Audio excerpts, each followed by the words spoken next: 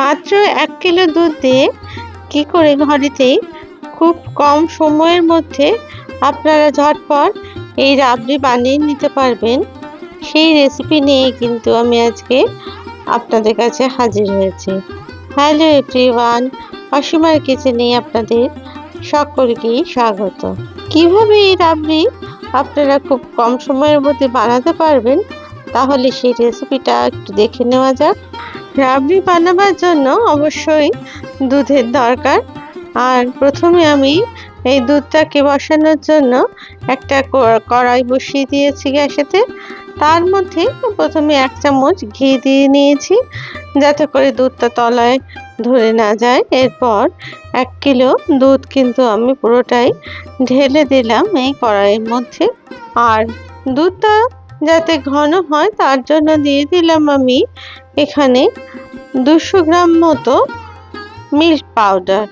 এরপর খুব ভালো করে মিল্ক পাউডারটা দুধের মধ্যে হুইস্কের সাহায্যে মিশিয়ে নিলাম। দুধটা হালকা গরম হলে মিল্ক পাউডারটা দিতে হবে, তাহলে মিল্ক পাউডারটা অতি সহজে গলে যাবে। আর এর মধ্যে দিয়ে দিলাম কিছুটা কেশরের ধাগা। তারপরে সমস্ত উপকরণগুলো একসাথে খুব ভালো করে জাল দিতে থাকলাম। এবার এর মধ্যে দিয়ে দিলাম এখানে 100 গ্রাম মতো চিনি। চিনিটা আপনারা আপনাদের স্বাদ অনুযায়ী অবশ্যই দেবেন। চিনিটাকেও দুধের মধ্যে মিশিয়ে ভালো করে জাল দিতে থাকলাম। দুধটা বেশ খানিকক্ষণ একটু ঘন করে নিতে হবে। আর দুধটা ঘন করার সময় কিন্তু অনবরত নাড়তে হবে, যাতে তলায় ধরে না যায়। এরপর আমি রাবড়ি বানানোর জন্য যে উপকরণটা নিয়ে নিয়েছি সেটা হলো পাউরুটি। পাউরুটিটাকে খুব ভালো করে আমি চারদিকটা কেটে নিলাম। যে ব্রাউন কালারের অংশগুলো থাকে সাইডে, সেগুলো কেটে নিয়ে ছোট ছোট টুকরো করে নিলাম। তারপরে একটা মিক্সার জারের মধ্যে দিয়ে এটাকে একটা মিহি পাউরুটি গুঁড়ো তৈরি করে নিলাম। দেখতে হবে পাউরুটি গুঁড়োটা যেন খুব ভালোভাবে তৈরি হয়, এখানে কোনো পাউরুটির টুকরোর অংশ না থাকে। পাউরুটি গুঁড়ো তৈরি হয়ে গেলে আমি একটা প্লেটে এগুলোকে ঢেলে রাখলাম। এই পাউরুটি গুঁড়ো দিয়ে যখন রাবড়ি বানানো হবে, তখন কিন্তু আপনারা বুঝতেই পারবেন না যে এটা পাউরুটি দিয়ে তৈরি। আর নিয়ে নিলাম 100 গ্রাম মতো কাজু বাদাম। যে বাদামটাকে খুব ভালো করে আমি একদম মিহি গুঁড়ো করে নিয়েছি, যাতে করে এটা রাবড়ির মধ্যে দিলে রাবড়ির স্বাদটা আরও দ্বিগুণ বেড়ে যায়, সেই কারণে। এবার কাজু বাদামের গুঁড়োটাকেও একটা প্লেটের মধ্যে ঢেলে রাখলাম। অন্যদিকে আমি যে দুধটা কড়াইতে বসিয়েছিলাম, সেটা খানিকক্ষণ জাল দিয়ে একটু যখন কমে এসছে, সেই সময় গ্যাসটাকে একদম কমিয়ে দিয়ে তারপরে এর মধ্যে দিয়ে দিলাম পাউরুটির গুঁড়োর অংশটাকে। তারপরে খুব ভালো করে স্প্যাচুলা দিয়ে মিশিয়ে নিলাম দুধের সাথে, যাতে করে দুধের মধ্যে কোনো ডেলা ভাব না হয়, সেই কারণে। এরপরে দুধের মধ্যে দিয়ে দিলাম কাজু বাদামের গুঁড়ো করে রাখা অংশটাকে। তারপরে স্প্যাচুলা দিয়ে খুব ভালো করে এটা নাড়তে থাকলাম, যাতে করে এর মধ্যে যেন কোনো দলা ভাব না হয়, সেই কারণে আমি একটা হুইস্কের সাহায্যে খুব ভালো করে পাউরুটি আর কাজু বাদামের গুঁড়োটাকে মিশিয়ে নিলাম। এইবার এইভাবে নাড়তে নাড়তে দেখুন আস্তে আস্তে কিন্তু এটা অনেকটাই ঘন হয়ে আসছে। হুইস্ক দিয়ে আমি আরও 5-7 মিনিট এরকমভাবে নাড়তে থাকলাম, যাতে করে কোনো মতেই তলায় ধরে না যায় আর এক জায়গায় যেন জমাট না বাঁধে এই রাবড়িটা।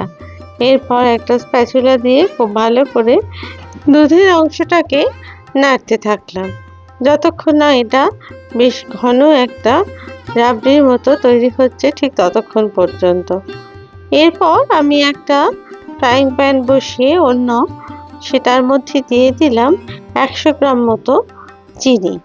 চিনিটাকে আমি ক্যারামেল করে নেব, তার জন্য গ্যাসেতে বসিয়ে দিয়েছি। দেখুন আস্তে আস্তে চিনিটা কিন্তু গলতে শুরু করেছে।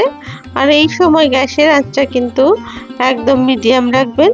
তারপরে একটু স্প্যাচুলা দিয়ে যখন গলে গেল তখন এরকম করে নেড়ে পাশ থেকে সরিয়ে নিতে হবে, কারণ এর থেকে বেশি পুড়ে গেলে ক্যারামেলটা কিন্তু তেতো হয়ে যাওয়ার সম্ভাবনা থাকবে। এরপর ক্যারামেলটাকে ঢেলে দিলাম রাবড়ির ওপরে। তারপরে স্প্যাচুলার সাহায্যে খুব ভালো করে এই ক্যারামেলের অংশটা রাবড়ির মধ্যে মিশিয়ে দিলাম। এতে রংটাও সুন্দর হবে আর খেতেও একদম দোকানের রাবড়ির মতো মনে হবে।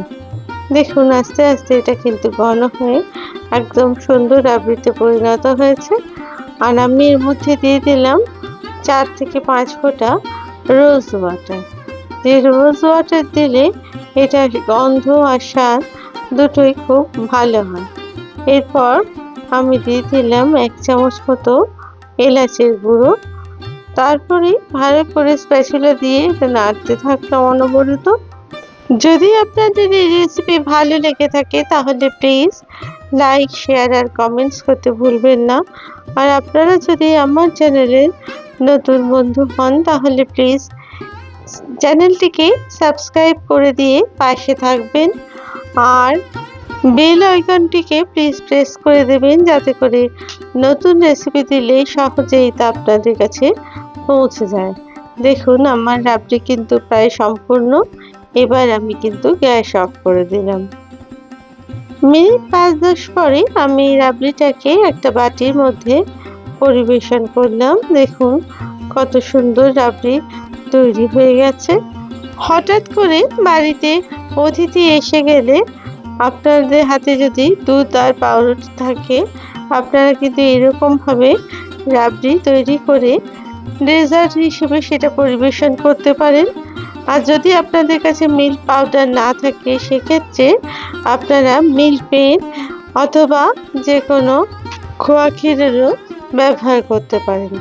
তবে এই গুঁড়ো দুধ প্রায় সকলের বাড়িতেই আমাদের থাকে, তাই আজ আমি মিল্ক পাউডার দিয়েই এই রেসিপিটা বানালাম। এই রাবড়ি খেতে এতটাই সুন্দর হয় যে দুধ শুকিয়ে যে আমরা রাবড়ি তৈরি করি তার থেকে কোনো অংশে কিন্তু স্বাদে এটা কম হয় না। তাই একবার বাড়িতে বানিয়ে দেখতে পারেন, ছোট থেকে বড় সকলেরই খুব পছন্দের হবে। উপর থেকে ছড়িয়ে দিলাম কিছু পেস্তা কুচি। আপনারা আপনাদের পছন্দ অনুযায়ী যে কোনো ড্রাই ফ্রুটস দিয়ে এটাকে সাজাতে পারেন। আবার নতুন রেসিপি নিয়ে আপনাদের কাছে হাজির হব। আপনারা সবাই খুব ভালো থাকবেন। ধন্যবাদ।